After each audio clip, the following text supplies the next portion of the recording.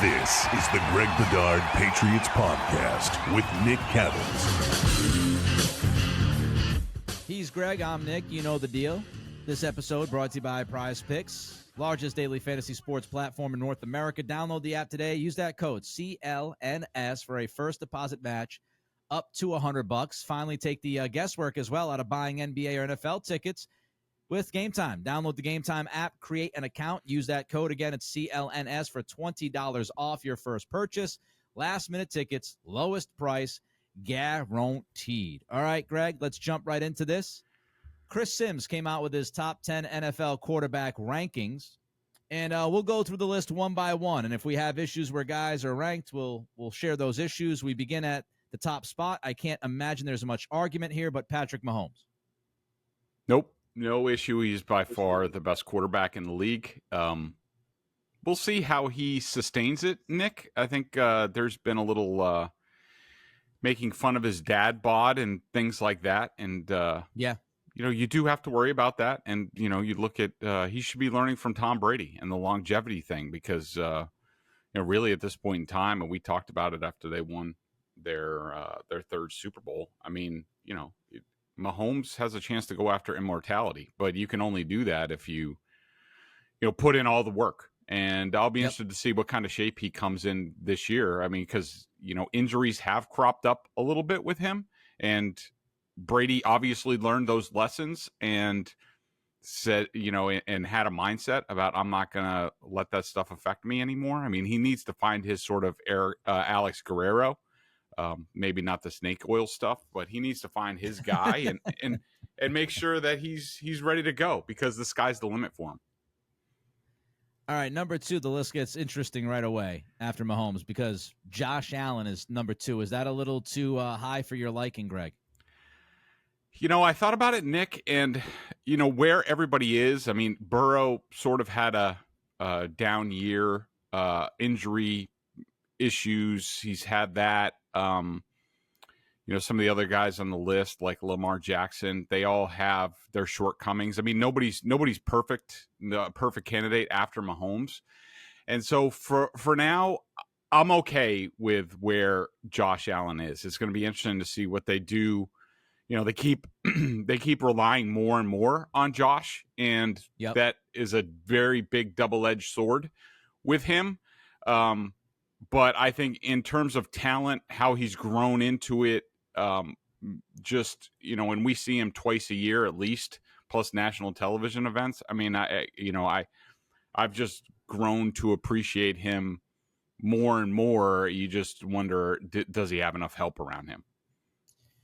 Wasn't the best season for him last year, but Stefan Diggs also didn't look the same. Of course, they had the offensive coordinator change in the middle of the year. Seemingly, he got better with the change to Joe Brady. I'm interested to see how that will impact him this year with a full year of Brady calling plays.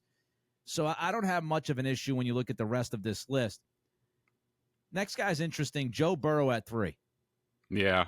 He started 10 games last year. He was 5-5. That was after the year before he was 4th in MVP voting. I think the world of Burrow, but the injuries have been an issue for him. He's played 4 years and twice he's only started 10 games. Of course, his rookie year with the ACL and all that. I mean, I think he's awesome. I'm fine with that ranking for him, but it's time for him to, really start pushing ahead and being the guy consistently that we all know he can be. I share a lot of the same sentiments. I love Burrow. I love his swag. I love how he plays the game, incredibly accurate. I think he's a winner. I think he's a great leader. But I would drop him down a couple of spots on this list because of the injuries. I don't know how you can put him as the number 3 quarterback when he hasn't consistently stayed on the field. And I think that's kind of a slap in the face to guys like that we'll talk about a little bit later on this list. But I would probably slide him down a couple of spots. All right, number 4. This is somebody who I would put above Burrow. Lamar Jackson is the next one on the list. Yeah, for a bit, Nick, I had Herbert and Jackson switched, but Right now, I'm going with Chris Sims's list. I'm going chalk. I mean, you can make the argument. You could definitely make the argument. And I think from the past, I haven't heard Chris's podcast on this, but normally what he does is this is what he sees for this season. It's not where they are right now. Right. But I just think Lamar Jackson, the way that he has improved his passing year over year, I remember studying him last year at one point, and like I was just blown away. I'm pretty sure didn't the Patriots play them last year, or was it the year before? But anyways, I remember studying him at some point, and I was just like, this is a different level of Lamar Jackson in terms of his passing. And so again, this is another guy where injuries and longevity, all that, it plays into it. But I think that the switch in offense for them last year really helped. They keep getting him more and more help.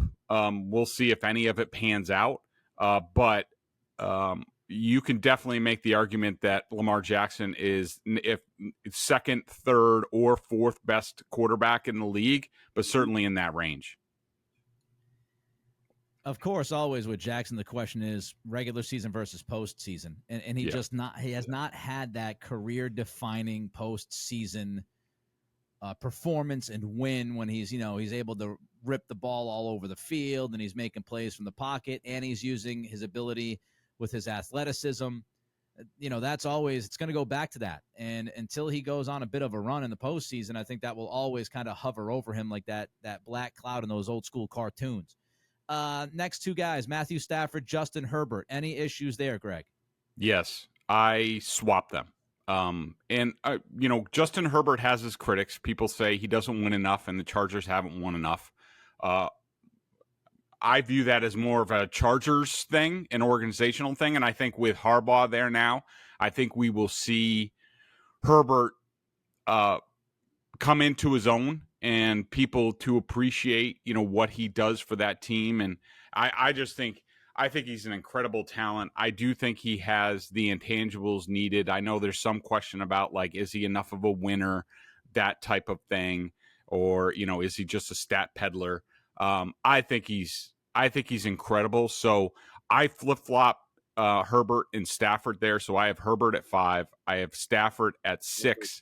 There's definitely an argument about Stafford and his age, his injuries, but when he's right and he has a decent supporting cast around him, I mean, he's damn good. He can still rip the ball from the pocket. He's still got a great arm. His toughness is unquestioned. He's a great leader.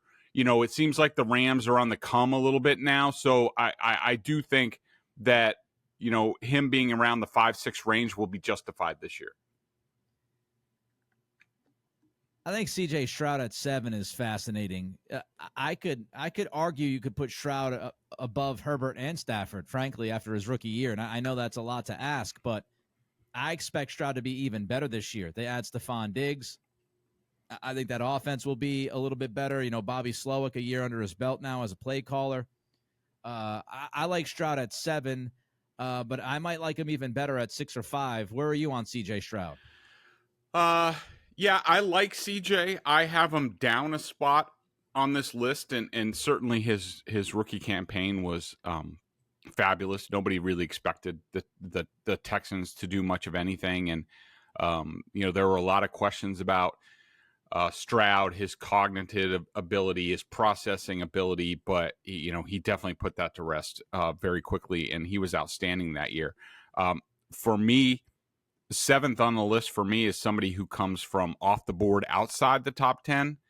Ooh. And it's Aaron Rodgers. I'm sure that will be controversial. I just think that, look, take away the off-field stuff and, his diva-ishness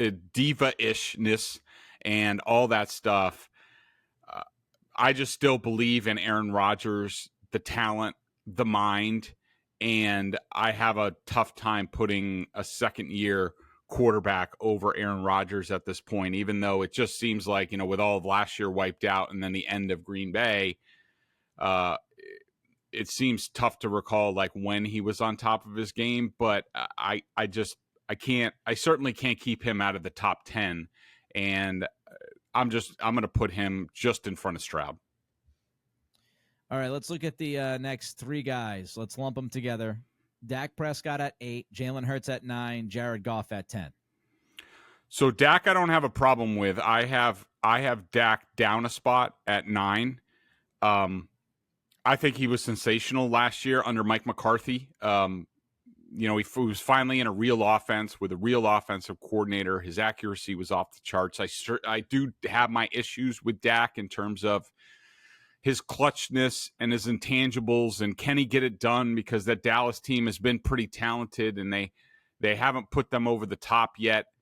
Does that have to do with Jerry Jones and the personnel and sort of the mix and all the circusness that comes with the Dallas Cowboys?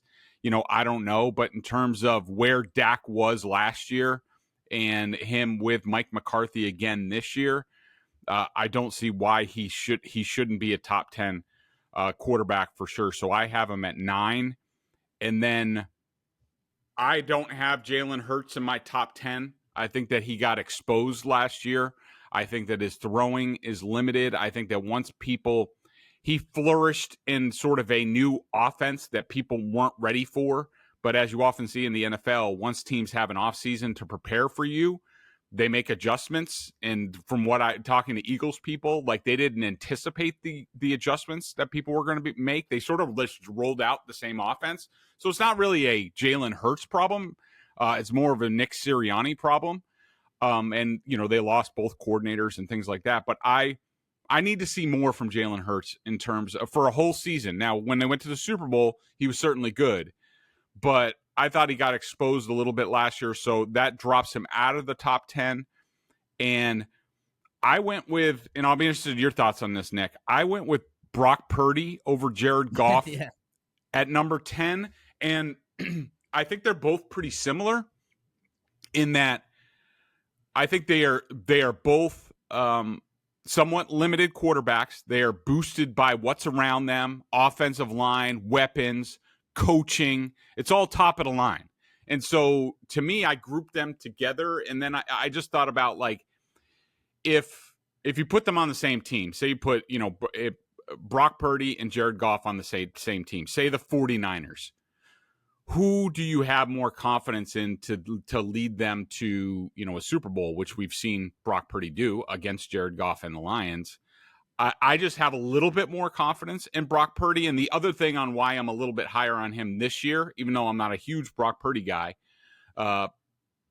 he was coming back from a serious injury, didn't have much of an offseason last year, was even questionable whether he was going to be available even like at the halfway point for that team. And he started basically from the get-go and played MVP level football. So he should be even better this year. So I went with Brock Purdy at 10, slightly over Jared Goff. And I would probably have Goff slightly ahead of Hurts in terms of pecking order.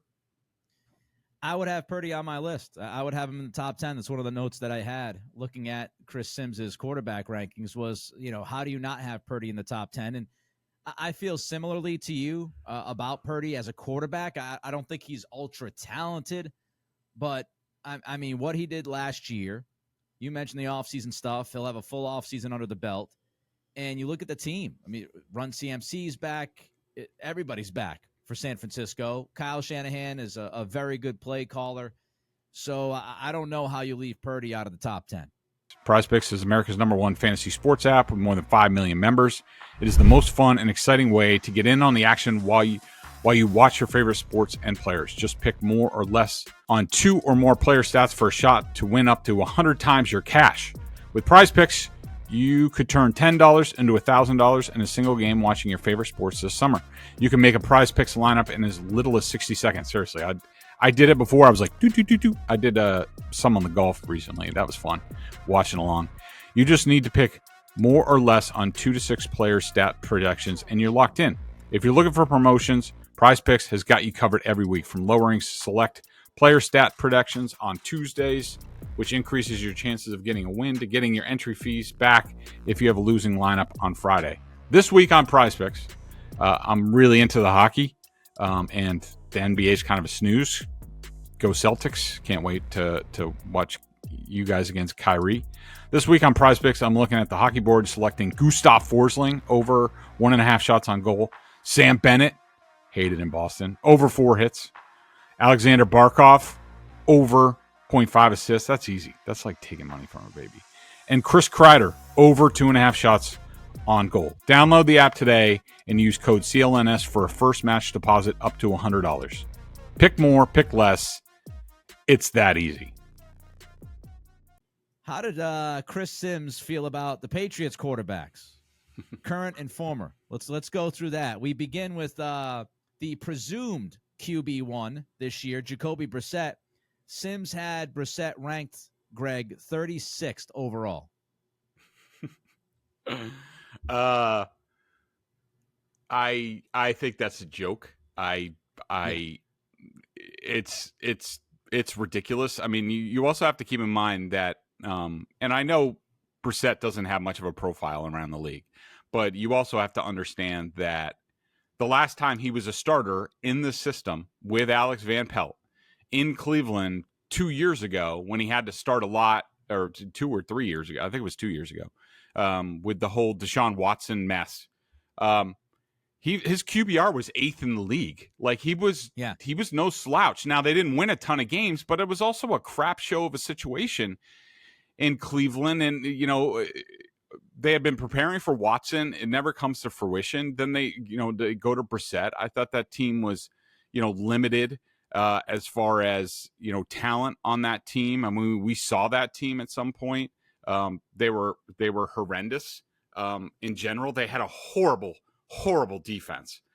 And like, to me, Jacoby Brassette is probably somewhere in the 20s. Now, I went through the list, okay? Yeah. And these are the guys that I would have Jacoby Brassette over at a minimum, okay? 21, Russell Wilson. 23, Daniel Jones. 25, Justin Fields. That's a joke. 26, Will Levis. 27, Michael Penix Jr. He's not even in the league yet. He's not even going to be playing, and he's 27th, but Drake May, which we'll mention, is not on the list. Drake May's not on the list, but Michael Penix is. And 29, Bo Nix.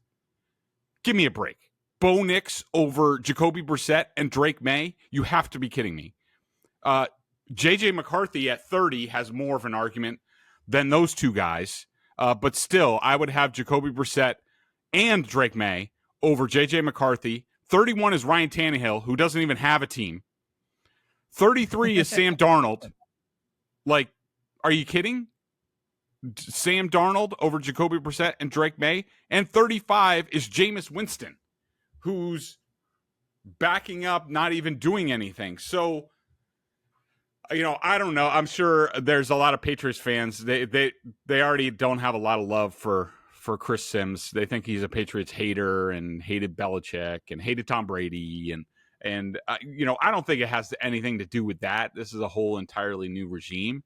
But look, Jacoby Brassette is at the minimum, he's like a 500 quarterback in the league. And so to me, that gets you to around 20 in the league. But some of those guys on the list, it's just a joke. I did the same exact exercise as you did. When I saw Brassette at 36, I looked at the names above, and a number of names that I had on my list asking, are you kidding, are the names that you had. Jones, Levis, Fields, Penix, Darnold. You mentioned some other guys. Yeah, it's a crock. You mentioned this already, but no Drake May. Surprised? Yeah, and I got to listen to the podcast to hear his reasoning for that. I mean, like we said, I mean, even taking out Caleb Williams and Jaden Daniels, who I think I have the ratings right here. So Caleb Williams is at 20, and Jaden Daniels is at 28. Jaden Daniels is below Daniel Jones, Justin Fields, Will Levis, Michael Penix Jr. He's just in front of Bo Nix. Drake May is supremely talented. I don't think Sims was much of a Drake May guy coming out, if I remember correctly, and that's fine because I wasn't a huge guy either, but the potential is just there. And I don't know if it has to do with he just thinks he's going to sit for the entire year, so he's not putting him, and these other guys might play. I assume that's part of the discussion. But, if you're really like ranking the quarterbacks in the NFL, I mean, I don't know how you don't have Drake May at least ahead of Penix, Nix, and McCarthy at the minimum. Yeah, Chris Sims, not a Drake May guy. If you just Google, he was lower on Drake May than many other people. So, given the context of that, not too surprising. No Mac Jones. Should we even have a conversation about this? I don't know. It's weird because Sims is a Mac Jones guy. I mean, he has Jameis Winston on the list, and maybe he just feels that Mac Jones is that broken, which I wouldn't argue that. I mean, we certainly talked about it enough, and about how, the whole Patriots experience after Josh McDaniels completely ruined Mac Jones, and I'm sure his confidence isn't very high. I don't have a huge problem with him leaving him off the list. I mean, I still can't believe he has Jameis Winston ahead of Jacoby Brissett. But, you figured you could put Mac Jones on there. He was high on him coming out. He liked him his rookie year. We all know the circumstances. So we'll see. I mean, I think that, Trevor Lawrence is a guy who gets beat up with his athletic ability. I think Mac Jones is going to get a chance to show at least a little bit what he can do this year, and I think he's going to do a good job. So to me, he should be somewhere on the list. The Celtics are in the NBA Finals, and I can tell you, Nick is very excited. Celtics will have home court, so possibly 4 games at TD Garden. How awesome would it be to go to a game and experience that atmosphere and get to hate on Kyrie? Game Time makes getting NBA Finals tickets even faster and easier. Prices on the Game Time app actually go down the closer it gets to tip-off. With killer last-minute deals, all-in prices, views from your seat. I love that. I have to see the view from my seat before I purchase any tickets. It's right there in the app. And their lowest price guarantee, Game Time takes the guesswork out of buying NBA tickets. I was just looking at the app for Game 1 and saw a ton of discounts being offered. Like, seriously, it says, $49 off, $100 off. Of course, the price tags are expensive. Not outrageous if you're a hoop head and planning on going to the NBA Finals. Like I said, love getting a panoramic view from the seat in the app before I buy. Take the guesswork out of buying NBA Finals tickets with Game Time. Purchase the Game Time app. Create an account. Use code CLNS for $20 off your first purchase. Terms apply. Again, create an account and redeem code CLNS for $20 off your first purchase. Download Game Time today. Last-minute tickets. Lowest price. Guaranteed. Let's move away from the quarterback talk. Do something else here, a little bit different. Top 5 Patriots with the most pressure on them. We're talking coaches and or executives. We will get into the players in a later pod, but let's look at the coaches and executives. Greg, you have your list of 5. I'll just go off of your list, and we'll start at the bottom and go up to 1. Number 5 is Scott Peters. Yeah, the offensive line coach. We've talked about it before. This is a guy who was an understudy to Bill Callahan in Cleveland. Callahan left to go to the Tennessee Titans to coach with his son, which is a great opportunity for him, very unique. But Peters was there for 4 years, and you figured he was in Stefanski's system. He learned under Bill Callahan that there would just be a natural transition. But when it came time for it, they let him go and hired somebody else. And so there's that hanging over his head. There's the lack of continuity in coaching. I mean, this is basically like a complete reboot of the offensive line room and the instruction. He has Kugler as an assistant coach who's really well thought of. So that I think will be a bonus for him. But look, we all know this team isn't doing jack anything if the offensive line isn't coached a lot better, a lot more efficient. I don't even care about the talent level all that much. But, just in terms of the coaching and the fundamentals, that's where it needs to start. And he needs to do a really good job. And, we're already seeing I don't know who's directing it, whether it's Mayo, Wolf, both of them in terms of Caden Wallace all of a sudden being moved from left to right and Onwenu to right guard. I did hear some stuff the other day, Nick, talking to somebody that that the move, and we talked about a little bit last pod, but what I've been told is like it's not over for him at left tackle. I think they're just like, why are we going to waste him for a year backing up left tackle? And they feel really good about a core four. Yeah. Why not try to get him some playing time? And does that make us better? I think they're taking a look at it. Is that going to happen at the end of the day? I don't know. Do I have my worries about it? You're damn right I do.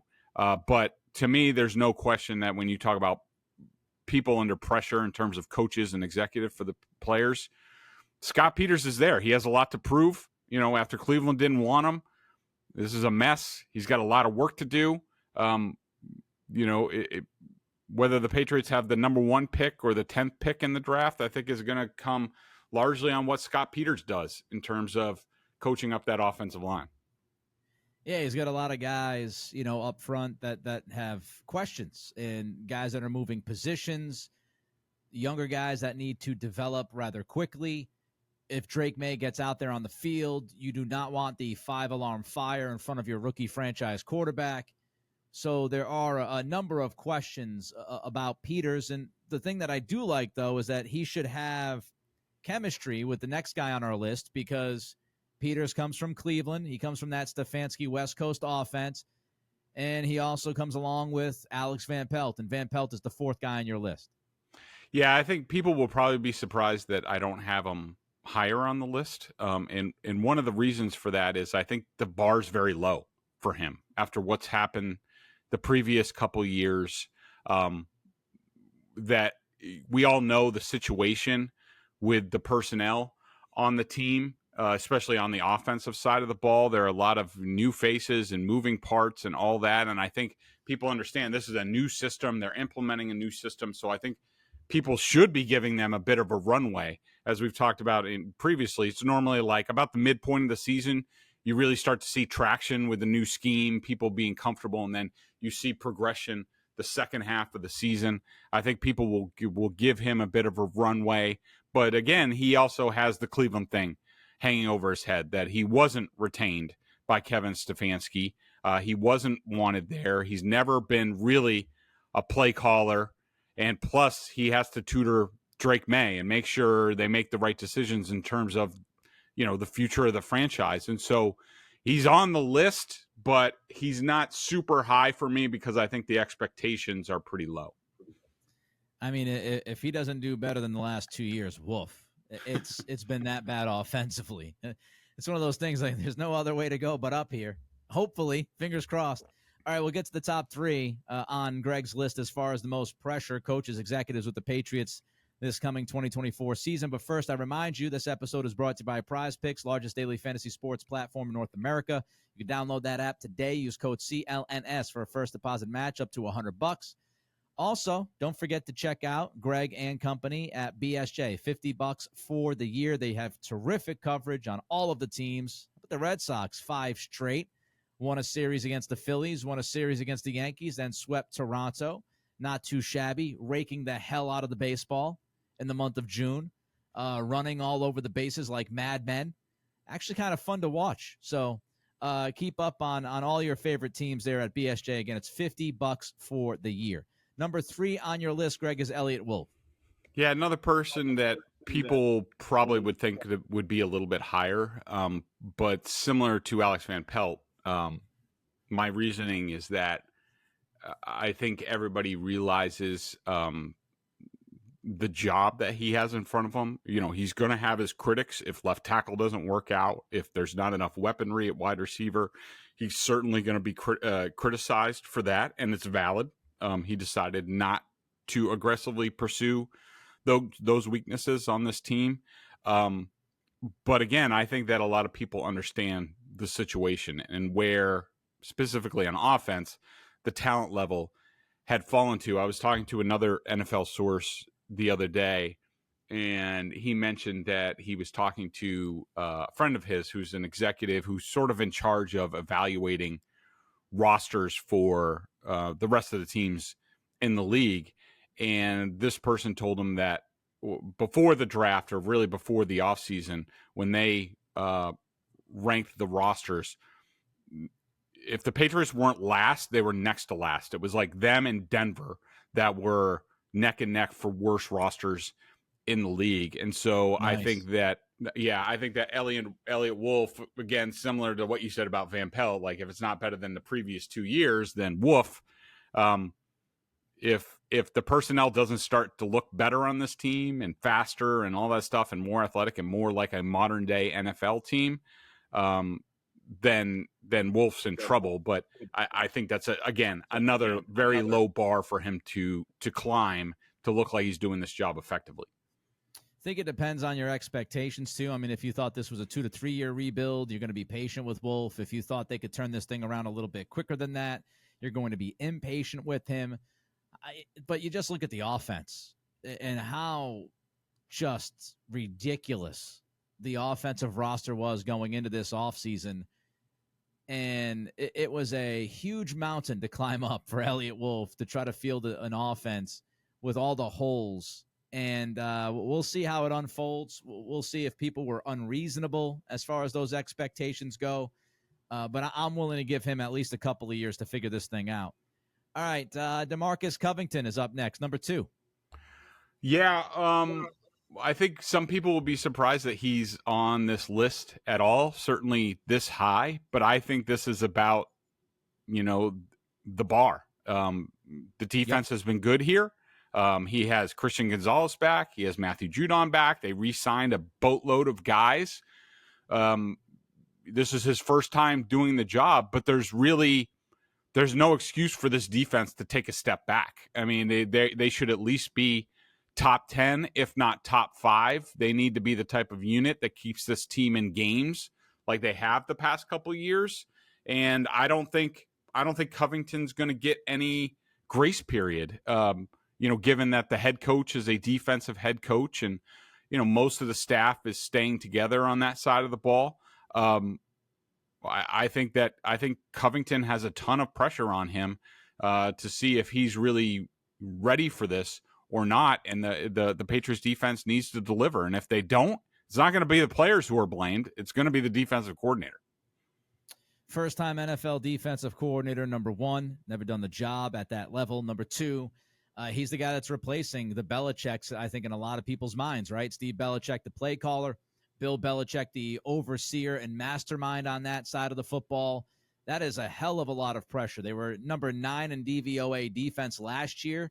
You mentioned they're getting Gonzalez and Judon back. Christian Barmore should be expected to take another step in his progression and development. Keon White should be taking that next step. Can you get something out of Marcus Jones? So there are a lot of things here with this defense that people are anticipating going well. And if this is not a top 10 defense, this team will not be competitive. With the teams that they're playing, the offenses they're playing, I agree with you. Covington is near the top of this list, and I would not beef with him being at number 2 because of what you said and because of some of the things I just mentioned. So lots of pressure on Covington. We'll wrap it up with the number 1 guy I'm sure a lot of people already know. It is Gerard Mayo. Yeah, of course. I mean, he's replacing a legend. He wanted this. He had it written into his contract. People are wondering, is he more than slogans on the wall and vibes with the players and the media? Does he know what he's doing? Is he ready for this? Has he prepared well enough for this? Were the crafts fooled by him?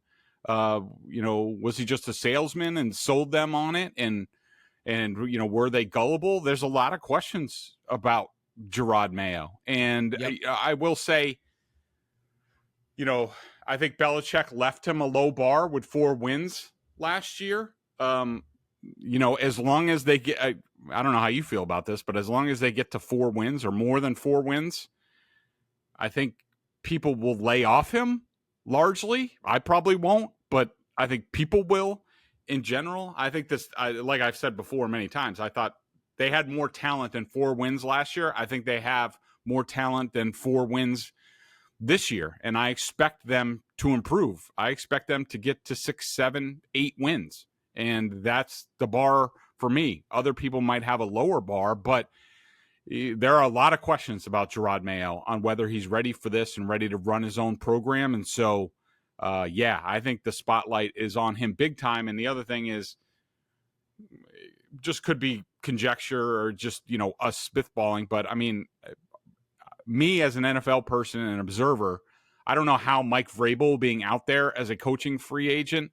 doesn't ramp up the pressure just a little bit more. I mean, Mayo certainly, if it's a disaster, if we're talking 0, 1, 2 wins this year, I think the pressure, at least from the outside, and it might not be from the inside, the Crafts might, I'm sure the Crafts are like, all right, we're giving this at least 2 or 3 years. But if this whole operation is bad and people start not going to games and half to empty full stadium and all that stuff, the pressure is going to be huge on Gerard Mayo.